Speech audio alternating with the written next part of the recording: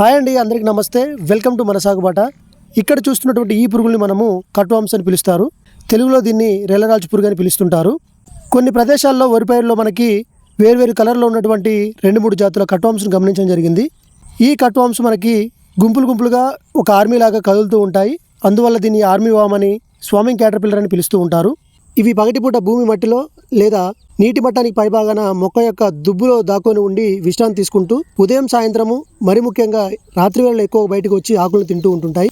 ఇవి గుంపులు గుంపులుగా యొక్క ఆకుల బేసులను కత్తిరించడం వలన పైరు చూడడానికి పశువులు మేసిన పైరులాగా కనిపిస్తూ ఉంటుంది. ఇది వరి పైరులో వచ్చేటువంటి ఒక సాధారణమైన పురుగు అయినప్పటికీ కొన్ని సందర్భాల్లో ముఖ్యంగా మనకి వాతావరణ పరిస్థితులు ఈ యొక్క పురుగుకు అనుకూలించినప్పుడు దీని యొక్క రోగనిరోధక శక్తిని పెంచుకొని ఉధృతి ఎక్కువగా పెరిగి పంటను ఎక్కువగా నష్టపరిచే అవకాశం ఉంది.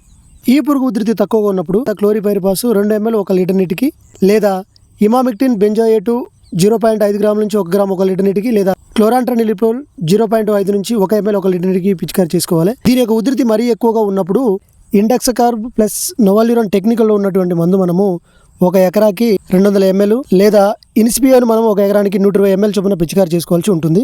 లేదా ఇండెక్సకార్బ్ తోటి మనము ఇంతకుముందు చెప్పినటువంటి ఇమామిక్టిన్ కానివ్వండి, లేకపోతే క్లోరాంట్రనిలిప్రోల్ లాంటి మందులు కూడా కలిపి మనం పిచికారి చేసుకున్నట్లయితే మంచి ఫలితం ఉంటుంది.